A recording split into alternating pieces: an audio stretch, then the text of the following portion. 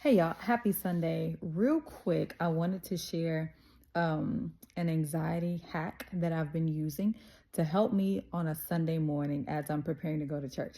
I gotta make this quick because I'm in nap mode. I'm about to, remove some stuff and lay it down.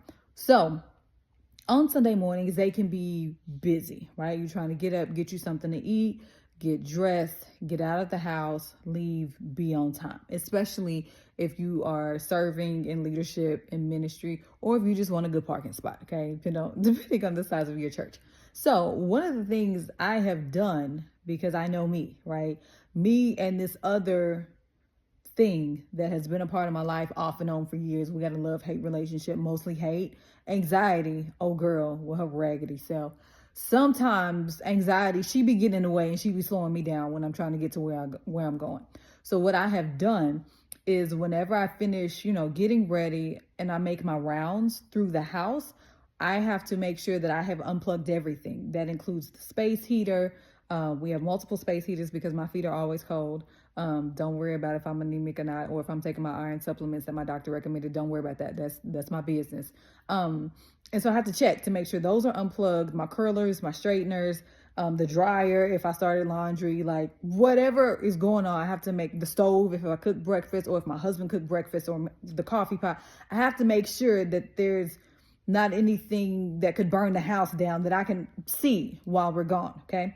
Now, when I leave, sometimes if old girl anxiety want to get in the front seat and ride to church with me, sometimes I'm always questioning whether or not I unplugged those things before I left. So the hack that I have used has been to take pictures of all the unplugged items. I take pictures. I have random photos in my phone. Let me tell y'all something. I really talk with my hands, so y'all gonna see me in this hand a lot. Anyway, I take random photos of the space heaters and the oven and the heater on my bed. Like I don't like being cold.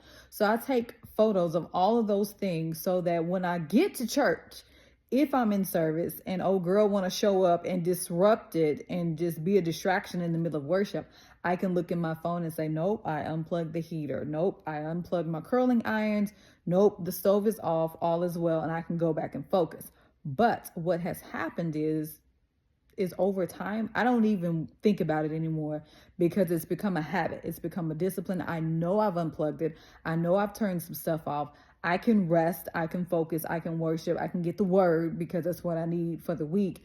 And I can do it without the anxiety because I know I've cut it off. And if I ever question whether or not I've cut it off, I have photos. So the word is for today, and the hack is that your anxiety coping skills, especially when it comes to you getting to church or to work or wherever you're trying to go, they don't have to be deep.